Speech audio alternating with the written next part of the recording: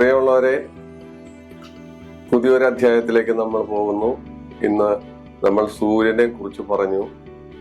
ഇനി ചന്ദ്രനെ കുറിച്ചാണ് പറയാൻ പോകുന്നത്. ചന്ദ്രൻ ഓരോ വ്യക്തികൾക്കും ഓരോ സ്ഥലത്ത് നിന്നാൽ ഉണ്ടാകുന്ന അനുഭവങ്ങളെ കുറിച്ചാണ് നമ്മൾ ഈ ചെറിയ അധ്യായത്തിൽ പറയുന്നത്. സൂര്യന് എത്രത്തോളം പ്രാധാന്യമുണ്ടോ അത്രത്തോളം പ്രാധാന്യം ചന്ദ്രനും ഉണ്ടെന്നുള്ളതാണ് ഏറ്റവും. ഒരുപക്ഷെ ചന്ദ്രന് സൂര്യനേക്കാൾ പ്രാധാന്യം വരുന്നുണ്ട്. പുരാണ കൃതികളിലും ഭാരതദേശം അല്ലാത്ത പല ദേശങ്ങളിലും ചന്ദ്രന്റെ പ്രാധാന്യത്തെ കുറിച്ച് ഗ്രീക്ക് ഐതിഹ്യങ്ങൾ, അതുപോലെ യവന പുരാണം മുതലായവയിലെല്ലാം ചന്ദ്രനെ കുറിച്ച് വളരെയധികം സ്പർശിക്കുന്നുണ്ട്. പല നാനാജാതി മതസ്ഥരുടെയും ആചാര അനുഷ്ഠാനങ്ങൾ, പെരുന്നാളുകൾ മുതലായ കാര്യങ്ങളെല്ലാം ചന്ദ്രനെ ആസ്പദമാക്കിയാണ് വരുന്നത്. ഹിന്ദുക്കളുടെ അനേകം ആചാരങ്ങൾ, ക്ഷേത്രങ്ങളുടെ കൊടിയേറ്റ് തിഥി എല്ലാം ലക്ഷ്യമാക്കിയാണ് സാധാരണ സംഭവിക്കാറുള്ളത്. അപ്പൊ സൂര്യനിടത്തോളം അല്ലെങ്കിൽ അതിനേക്കാൾ അല്പം കൂടുതലായിട്ട് ചന്ദ്രന് പ്രാധാന്യമുണ്ടെന്ന് നമുക്ക് സൂക്ഷിച്ചു നോക്കുമ്പോൾ കാണാം. ചന്ദ്രൻ മനസ്സിന്റെ ആധിപത്യം വഹിക്കുന്നയാളാണ്. മനോനില എങ്ങനെ ഒരാളുടെ കൊണ്ടുപോകുന്നു അത് മനുഷ്യർക്കല്ല മൃഗങ്ങൾക്കും ബാധകമാണെന്നുള്ളതാണ് ഏറ്റവും വലിയ കാര്യം. ചന്ദ്രന്റെ സ്വാധീനം നമുക്ക് വ്യക്തമായി കാണാവുന്ന കാര്യം വേലിയേറ്റം. പൂർണ്ണ ചന്ദ്രൻ ഉദിച്ചു നിൽക്കുന്ന സമയത്ത് നദി കവിഞ്ഞ് വളരെ നിറഞ്ഞൊഴുകുന്ന അവസ്ഥ വേലിയേറ്റം. ചന്ദ്രൻ കറുത്ത പക്ഷത്തിലായാലും വെളുത്ത പക്ഷത്തിലായാലും ആസ്മാ രോഗികൾക്ക് പല ബുദ്ധിമുട്ടുകൾ ഉണ്ടാക്കുന്നു. അത് മൃഗങ്ങളിൽ പല പല പ്രശ്നങ്ങൾ ഉണ്ടാക്കുന്നു. മൃഗങ്ങൾ ആ സമയത്ത് കാട്ടിക്കൂട്ടുന്ന കോപ്രായങ്ങൾ. അതുപോലെ ഒരു പോലീസ് ഓഫീസറുടെ കേസ് ഡയറി പരിശോധിച്ചപ്പോൾ, വളരെ സയന്റിഫിക്കായി ആ കാര്യങ്ങൾ പരിശോധിച്ചപ്പോൾ, കറുത്ത വാവ് ദിവസം നടന്ന ബലാത്സംഗ കേസുകളും അതുപോലുള്ള സംഭവങ്ങളും ചന്ദ്രൻ മനുഷ്യനിൽ എത്ര സ്വാധീനം ഉണ്ടാക്കുന്നു എന്നുള്ളതിന്റെ ലക്ഷണമാണ്, അല്ലെങ്കിൽ അതിന്റെ തെളിവാണ് നമുക്കതിൽ നിന്ന് ഉരുത്തിരിഞ്ഞു വരുന്നത്. അപ്പൊ ചന്ദ്രന്റെ സ്വാധീനം വളരെ വലുതാണ്. സൂര്യന്റെ പ്രഭയിലാണ് ചന്ദ്രൻ പ്രകാശിക്കുന്നത്. ചന്ദ്രൻ കുളിർമ തരുന്ന സംഗതിയാണ്. എന്നാൽ ചന്ദ്രന്റെ ബലം അനുസരിച്ചാണ് നമ്മുടെ ജീവിതത്തിൽ ജാതകത്തിലെ ഓരോ അനുഭവങ്ങളും സിദ്ധിക്കുന്നതും സിദ്ധിക്കാതിരിക്കുന്നതും എല്ലാം നമ്മൾ പല എപ്പിസോഡിൽ പറഞ്ഞിട്ടുണ്ട്. ചന്ദ്രന്റെ ബലം എന്താണ്, ചന്ദ്രന്റെ ബലക്കുറവ് എന്താണ് എന്നുള്ള കാര്യങ്ങളെ കുറിച്ചെല്ലാം നമ്മൾ വളരെ ഈ 200-ലധികം അധ്യായങ്ങൾ, എപ്പിസോഡുകൾ എടുത്തപ്പോൾ അതിലെല്ലാം നമ്മൾ പറഞ്ഞു പോയിട്ടുണ്ട്. അതുകൊണ്ട് ആവർത്തന വൈരസ്യം ഇല്ലാതിരിക്കാൻ ഞാൻ ചന്ദ്രബലത്തെ കുറിച്ചൊന്നും പറയുന്നില്ല. ചന്ദ്രന്റെ ബലവും ദുർബലാവസ്ഥയെല്ലാം നമ്മൾ പല തവണ പരാമർശിച്ചു കഴിഞ്ഞതാണ്. അപ്പോ ചന്ദ്രനെ പറ്റി പറയുമ്പോൾ നമ്മൾ കൂറിനെ ആസ്പദമാക്കിയാണ്. കൂറെന്ന് പറയുന്നത് സാധാരണഗതിയിലും മേടക്കൂർ എന്ന് പറഞ്ഞാൽ അശ്വതി, ഭരണി, കാർത്തിക, കാല്, ഇതാണ് കൂറുകൾ.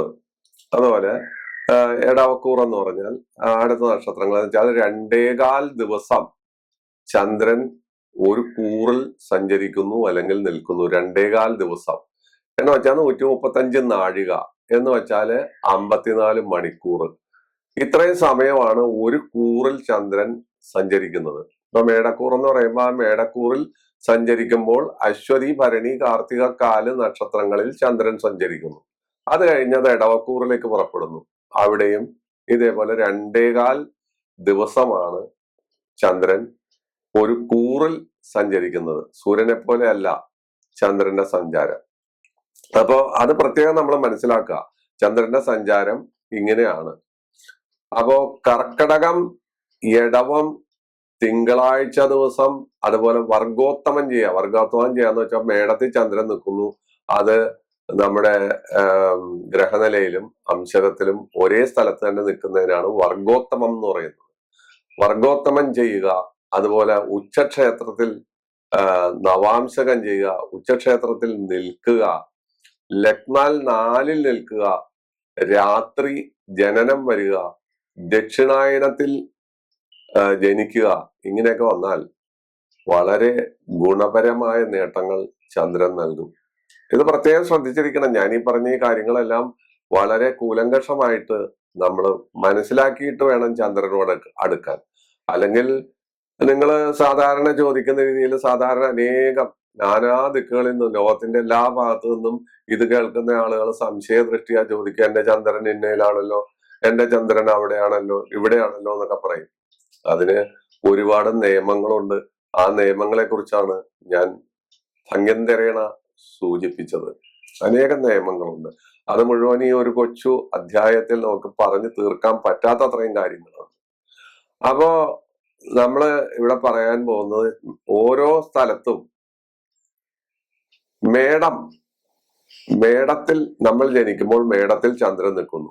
മേടത്തിൽ ചന്ദ്രൻ നിന്ന നമുക്കറിയാം നാളുകൾ ഏതാണെന്ന്. അശ്വതി, ഭരണി, കാർത്തിക കാലാണ് മേടത്തിൽ ചന്ദ്രൻ നിൽക്കുമ്പോൾ ഉണ്ടാവുന്നത്.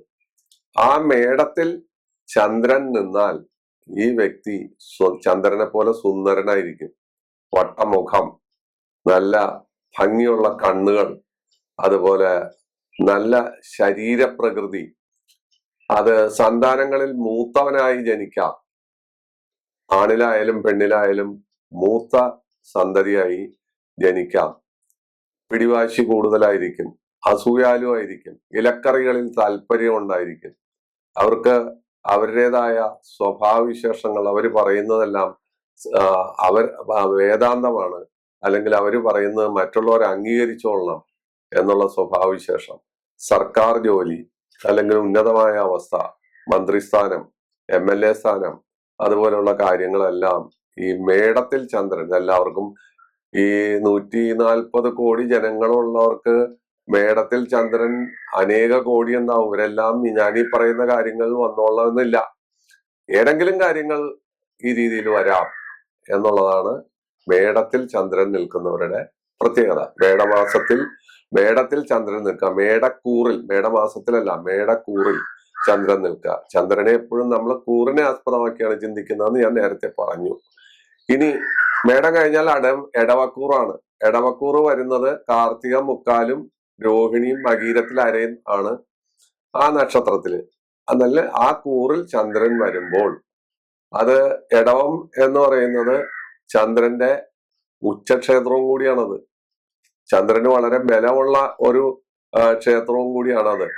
ആള് സുന്ദരനായിരിക്കും. ധനം, സ്ത്രീപ്രിയത്വം, സ്ത്രീകളാണെങ്കിൽ പുരുഷപ്രിയത്വം, ഭാഗ്യം, അതുപോലെ അവര് ഏത് ശുഭകാര്യങ്ങൾ അവരെ കൊണ്ട് തുടങ്ങിച്ചാലും ഉദ്ഘാടനം ചെയ്യിപ്പിച്ചാലും അവര് തുടങ്ങുന്ന കാര്യം പൊട്ടിമുളച്ച് പടർന്ന് പന്തലിച്ച് വലുതായി വരുന്ന ഒരവസ്ഥ എടവക്കൂറിൽ അല്ലെങ്കിൽ എടവ മാസത്തിൽ ചന്ദ്രൻ നിൽക്കുന്നു. എടവമാസത്തിൽ ചന്ദ്രൻ നിന്ന്, എടവത്തിൽ ചന്ദ്രൻ നിന്നാൽ, എടവം എന്ന് പറയുന്ന ക്ഷേത്രത്തിൽ, മേടം എന്ന് പറയുന്ന ക്ഷേത്രത്തെ ആദ്യം പറഞ്ഞു, അത് കഴിഞ്ഞ് എടവത്തിൽ ചന്ദ്രൻ നിൽക്കുമ്പോഴുള്ള കാര്യമാണ് പറയുന്നത്. അത് ഇങ്ങനെ ആയിരിക്കും അവരുടെ അവസ്ഥയും കാര്യങ്ങളും. ഇനി ചന്ദ്രൻ മിഥുനത്തിലാണ് നിൽക്കുന്നതെങ്കിലോ, മിഥുനം ബുധന്റെ ക്ഷേത്രമാണ്, എടവം ശുക്രന്റെ ക്ഷേത്രമാണ്, മേടം ചൊവ്വയുടെ ക്ഷേത്രമാണ്. അപ്പോ ഇവരെല്ലാമായിട്ട് ചന്ദ്രന് ആരോടും വൈരാഗ്യമില്ല, ചന്ദ്രൻ ആരുടെയും ശത്രുവല്ല. പക്ഷെ ചന്ദ്രനോട് പലർക്കും ശത്രുതയുണ്ട്. അപ്പോ ഇനി മിഥുനം എന്ന് പറയുന്നത് ബുധന്റെ ക്ഷേത്രമാണ്. അപ്പൊ എടവത്തില് കഴിഞ്ഞ് മിഥുനത്തില് ചന്ദ്രൻ നിൽക്കുമ്പോൾ അവർ പുരുഷപ്രിയന്മാരോ, സ്ത്രീകളാണെങ്കിൽ പുരുഷപ്രിയകളോ, സ്ത്രീകളാണെങ്കിൽ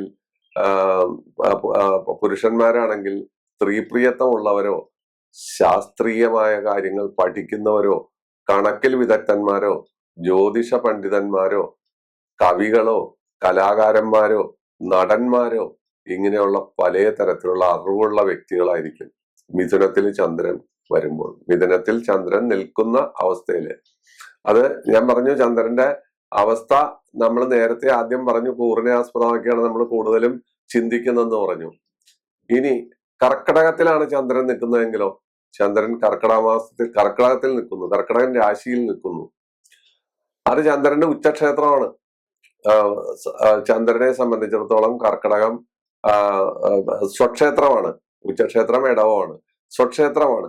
ആ സ്വക്ഷേത്രത്തില് ചന്ദ്രൻ നിൽക്കുന്നു എങ്കിൽ അവര് കണക്ക് ശാസ്ത്രത്തിലും അതുപോലെ ജലസംബന്ധമായ വസ്തുക്കൾ കൈകാര്യം ചെയ്യുകയും ധനപരമായ കാര്യങ്ങൾ ചെയ്യുകയും വീട്, വാഹനം, അതുപോലെ ഒരുപാട് ഗുണങ്ങൾ ഉള്ള ആളുകളായിരിക്കും.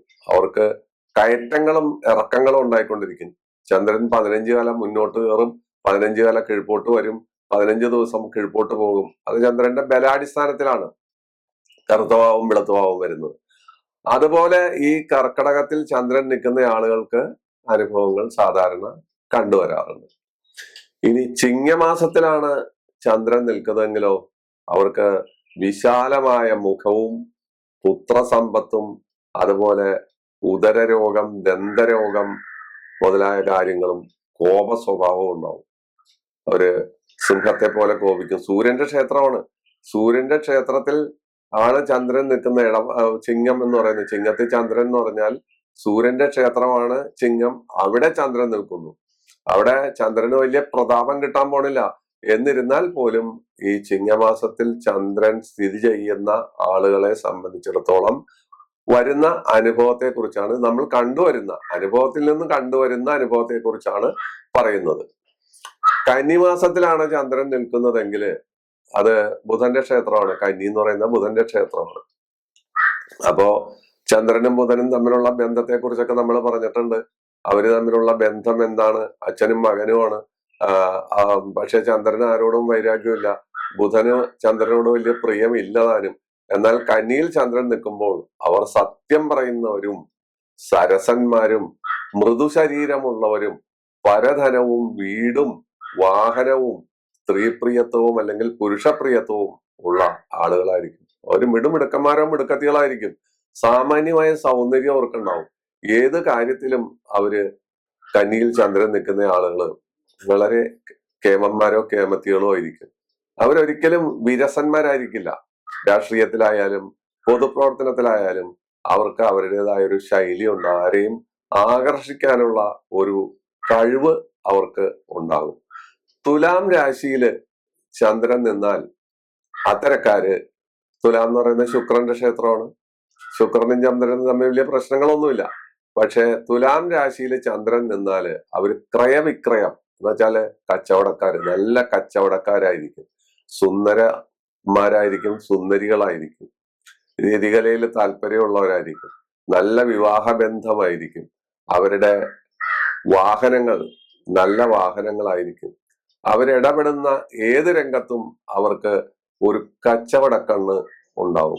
തന്റെ ലാഭം, തന്റെ പ്രവൃത്തികളിൽ കൂടി കിട്ടുന്ന ലാഭത്തെ കുറിച്ച് അവരെപ്പോഴും ചിന്തിക്കുകയും ആ രീതിയിൽ പെരുമാറുകയും ബുദ്ധിമാന്മാരോ ബുദ്ധിമതികളോ ആയിരിക്കും തുലാത്തിൽ ചന്ദ്രനുള്ള വ്യക്തികൾ. അതാണായാലും പെണ്ണായാലും അതുപോലെ തന്നെ ആയിരിക്കും. വൃശ്ചിക മാസത്തിൽ ചന്ദ്രൻ നിന്നാലോ, വൃശ്ചികത്തിൽ ചന്ദ്രൻ നിൽക്കുന്നവര് വൃശ്ചികം ചന്ദ്രന്റെ നീചക്ഷേത്രമാണ്. നീചക്ഷേത്രത്തിൽ ചന്ദ്രൻ നിന്നാൽ മാനസികമായ ഒരുപാട് ബുദ്ധിമുട്ടുകള്, ദുഃഖങ്ങൾ, മനപ്രയാസങ്ങൾ, വാക്പാരുഷ്യം എന്ന് വേണ്ട ധനപരമായ അധപ്പതനം, കയറ്റം ഉണ്ടാവും ഇറക്കം ഉണ്ടാവും, എന്നാലും അധപ്പതനത്തിനാണ് കൂടുതൽ സാധ്യത. കാരണം ചന്ദ്രൻ നീചനാണ്. നീചത്തിൽ നിന്നിട്ട് അവിടെ നീചഭംഗം ചെയ്താൽ ഗതി മാറും. അപ്പൊ അതിന്റെ ഫലസിദ്ധി വേറെ വരും. ഇതാണ് ഇതിന്റെ പ്രത്യേകത.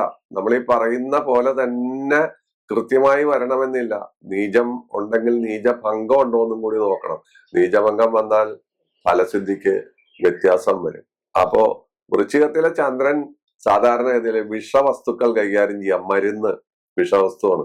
അതുപോലുള്ള കാര്യങ്ങൾ, അത്തരം തൊഴിലുകള്, അവര് ചെയ്യുന്ന പ്രവൃത്തികൾ, കുൽസിത പ്രവൃത്തികള്, ഇതെല്ലാം വൃശ്ചികത്തിലെ ചന്ദ്രൻ കൊണ്ടുവരുന്ന കാര്യങ്ങളാണ്. മാനസികമായി അവരെപ്പോഴും അങ്ങോട്ടും ഇങ്ങോട്ടും കീഴ്പോട്ടും മേപ്പോട്ടും മാറിക്കൊണ്ടിരിക്കും. ഇപ്പൊ പറഞ്ഞത് പിന്നെ പറയില്ല. സംശയാലുക്കളായിരിക്കും. അവർ മറ്റുള്ളവരെ സംശയത്തോടുകൂടി വീക്ഷിക്കുന്ന ഒരവസ്ഥയായിരിക്കും. എന്നുവെച്ചാൽ ചന്ദ്രൻ നീചമുള്ള ക്ഷേത്രമാണ്. ഇനി ധനുമാസത്തിലാണ് ചന്ദ്രൻ നിൽക്കുന്നതെങ്കിൽ അത് വ്യാഴത്തിന്റെ ക്ഷേത്രം.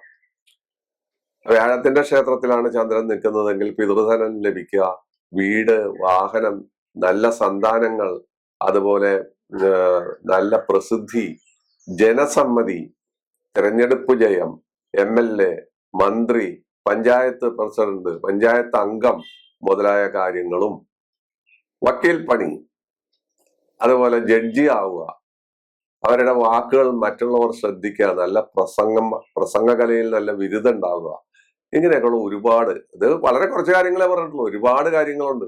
ഒരുപാട് കാര്യങ്ങൾ. ധനുവിലെ ചന്ദ്രൻ വളരെ മനോഹരനാണ്. ആ ചന്ദ്രനെ കൊണ്ട് കിട്ടുന്ന ഗുണങ്ങളും വളരെ ഗംഭീരമാണ്.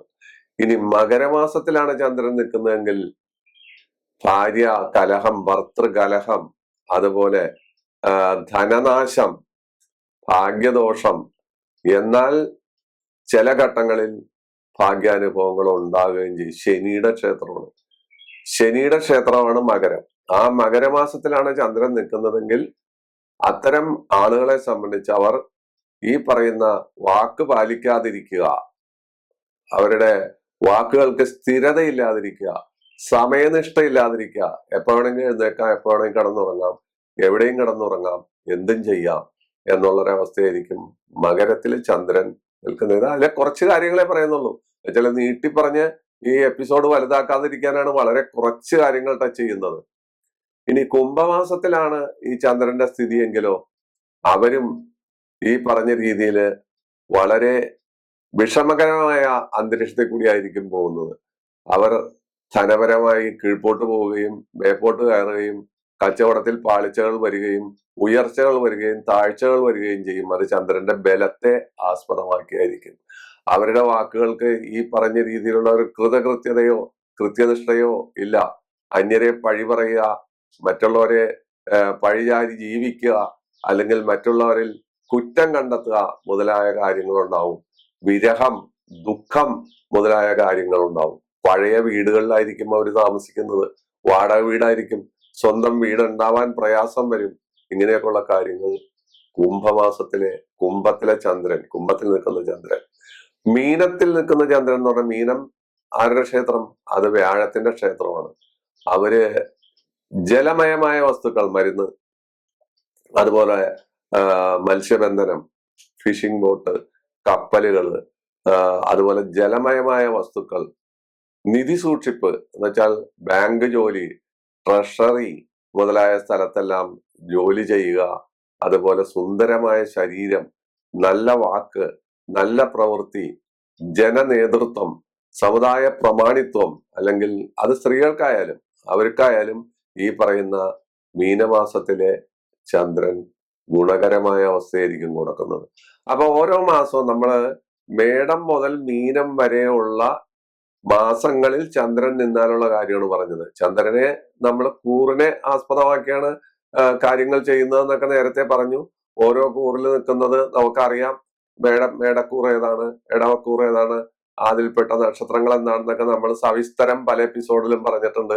ഇത് ഓരോ മാസത്തിലും മേടം മുതൽ മീനം വരെയുള്ള മാസത്തിൽ ചന്ദ്രൻ നിൽക്കുമ്പോൾ അത് ഏത് കൂറിൽ വരുന്നുവെന്ന് സാമാന്യ ജനത്തിന് മനസ്സിലാവും. ഇപ്പൊ മീനക്കൂർ എന്ന് പറഞ്ഞാൽ നമുക്കറിയാം, പൂരൂരുട്ടാതി കാൽഭാഗവും ഉത്രട്ടാതിയും രേവതിയുമാണ്. ധനുക്കൂർ എന്ന് പറഞ്ഞാൽ എന്താണ്? അത് നമുക്കറിയാം, മൂലം, പൂരാടം, ഉത്രാടത്തിൽ കാല്, ഇതാണ് ധനുക്കൂർ. അപ്പൊ ഓരോ കൂറ് ആ ചന്ദ്രൻ ഓരോ മാസത്തിൽ വരുമ്പോ ആ കൂറിലാണ് വരുന്നത്. അപ്പൊ ഈ കൂറും മാസവും കൂടി നമ്മൾ മിക്സ് ചെയ്ത് കൂട്ടിക്കുഴച്ച് ചിന്തിക്കണം എന്ന് കൂടി ഞാൻ പറയണം. എന്നാലേ യുക്തിപരമാകൂ. അല്ലെങ്കിൽ മീനവാസി ചന്ദ്രൻ നിന്നു, ഇടവവാസി ചന്ദ്രൻ നിന്നു എന്ന് മാത്രം നമ്മൾ ചിന്തിക്കരുത്. ആ കൂറിനെ കൂടി ചിന്തിച്ചിട്ട് വേണം കാര്യങ്ങൾ പറയാൻ. ചന്ദ്രൻ ഇനി വേറൊരു കാര്യമുണ്ട്. വ്യാഴത്തിന്റെ ക്ഷേത്രത്തിലാണ് നിൽക്കുന്നതെങ്കിൽ, വ്യാഴത്തിന്റെ ക്ഷേത്രം ഏതാണ്? ധനുവും മീനവും. അങ്ങനെയുള്ള ആളുകള് എല്ലാ തരത്തിലും കീർത്തിമാന്മാരും പ്രസിദ്ധരും വളരെ ഘടാഘടിയന്മാരുമായി മാറും. അവര് ആ വ്യാഴവും ചന്ദ്രനും തമ്മിൽ ശത്രുതയുണ്ട്, നമുക്കറിയാം. ആ കഥയൊക്കെ നമ്മൾ പലപ്പോഴും പല അധ്യായങ്ങളിലും പറഞ്ഞു കഴിഞ്ഞാണ്. ഇനി അതുപോലെ തന്നെ ചന്ദ്രൻ നിൽക്കുന്നത് ശുക്രന്റെ ക്ഷേത്രത്തിലാണെങ്കിൽ വളരെ ഗംഭീരമാണ്. ശുക്രന്റെ ക്ഷേത്രം വ്യാഴത്തിന് ഉച്ചക്ഷേത്രവും കൂടിയാണ്. ശുക്രന്റെ ക്ഷേത്രം എന്ന് പറയുന്നത് ഒന്ന് ഇടവും പിന്നെ ഒന്ന് തുലാമാണ്. അപ്പൊ ഇടവത്തിലും തുലാത്തിലും ചന്ദ്രൻ നിന്നാൽ അത്തരക്കാർ ധനവാന്മാരും രതികലയിൽ വളരെ താല്പര്യമുള്ള ആളുകളും പ്രേമലോലുപന്മാരും അതുപോലെ ഒന്നിലധികം ഭാര്യമാരോ അല്ലെങ്കിൽ ഒന്നിലധികം ഭർത്താക്കന്മാരോ ഉള്ളവരും ഒക്കെ ആയി മാറാം. പക്ഷെ അത് ശുഭകരമായ ഒരു ക്ഷേത്രമാണ് ചന്ദ്രന് ശുക്രന്റെ ക്ഷേത്രം. കുജന്റെ ക്ഷേത്രം നമ്മൾ നേരത്തെ പറഞ്ഞു വൃശ്ചികവും മേടവുമാണ്. അതിൽ വൃശ്ചികം നീചമാണ്. അവിടെ ചന്ദ്രൻ നിന്നാൽ അത്തരക്കാർ അവരുടെ ജീവിതത്തിൽ പല പരാജയങ്ങൾ ഏറ്റുവാങ്ങുകയും അവർ മറ്റുള്ളവരെ വിശ്വസിക്കാതിരിക്കുകയും മറ്റുള്ളവരിൽ പഴി ചാരുകയും അനേകം കുൽസിത പ്രവൃത്തികൾ ചെയ്യുകയും ഹീന പ്രവൃത്തികൾ ചെയ്യുകയും അവർ സേനാനായകന്മാരോ പോലീസുകാരോ അതുപോലെ മറ്റ് വെടിക്കെട്ട് അഗ്നി കൊണ്ടുള്ള ഏർപ്പാടുകൾ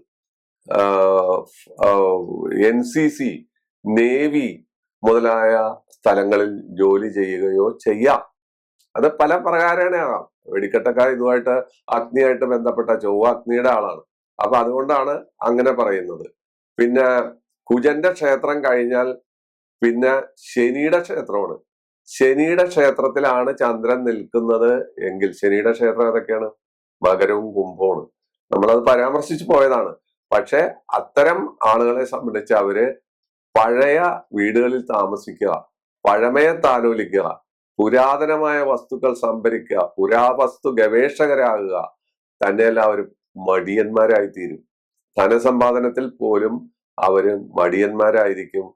വന്ന സമ്പത്ത് തേനീച്ചയെ പോലെ കുടിച്ചു തീർത്ത് പിന്നെ വീണ്ടും തേൻ തേടി നടക്കുന്ന ഒരു സ്വഭാവക്കാരായി ഈ പറയുന്ന ശനിയുടെ ക്ഷേത്രം മകരവും കുംഭവും ചന്ദ്രൻ നിന്നാൽ ഉണ്ടാകുന്ന അവസ്ഥകളാണ് ഈ പറയുന്നത്. ഈ അവസ്ഥകൾ നമ്മൾ അനുഭവത്തിൽ കണ്ട് പഠിച്ച അവസ്ഥകളാണ്. പുരാണത്തിലോ ആചാര്യന്മാരോ എഴുതി വെച്ചതല്ല ഈ അവസ്ഥകളെല്ലാം നമ്മൾ അനുഭവത്തിൽ നിന്ന്, അനുഭവ ജ്യോതിഷം, അനുഭവ സാക്ഷ്യമാണ് ഈ പറയുന്നത്. ഇത്തരം കാര്യങ്ങളാണ് ചന്ദ്രനെ സംബന്ധിച്ച് നമുക്ക് പറയാനുള്ളത്. ചന്ദ്രൻ ശുഭനാണ്. പല ശുഭകാര്യങ്ങൾക്കും ചന്ദ്രന്റെ ഷേഡാവൻ രാശി അതുപോലെ ഒക്കെ നമ്മൾ ഉപയോഗിക്കാറുണ്ട്. അപ്പൊ ആ ശുഭനായ ചന്ദ്രൻ, ഗ്രഹങ്ങളിൽ വളരെ ശുഭനായ ചന്ദ്രൻ, അത് പക്ഷബലത്തിനനുസരിച്ചാണ് ശുഭത്വം വരുന്നത്. പക്ഷബലമില്ലാത്ത കറുത്ത പക്ഷത്തിലെ ദുർബലനായ ചന്ദ്രൻ ശുഭനല്ല. ശുഭത്വം വരുന്നത് ചന്ദ്രന്റെ ബലം അനുസരിച്ചാണ്. അപ്പോ ചന്ദ്രനെ കുറിച്ച് നമ്മൾ ഏകദേശമായി പറഞ്ഞു. ചന്ദ്രൻ മനുഷ്യനിൽ ഉണ്ടാക്കുന്ന സ്വാധീനം, മൃഗങ്ങളിൽ ഉണ്ടാക്കുന്ന സ്വാധീനം, മനുഷ്യന്റെ സ്വഭാവങ്ങളെ മാറ്റിമറിക്കുന്നത് എല്ലാം നമ്മൾ കണ്ടു കഴിഞ്ഞു. ഈ അധ്യായം ഇത്രയും കാര്യങ്ങൾ നിങ്ങൾക്ക് തന്നുകൊണ്ട് ഇവിടെ അവസാനിപ്പിക്കുകയാണ്. വീണ്ടും കാണാം എല്ലാ ബുധനാഴ്ചയും ഞായറാഴ്ചയും. നന്ദി, നമസ്കാരം.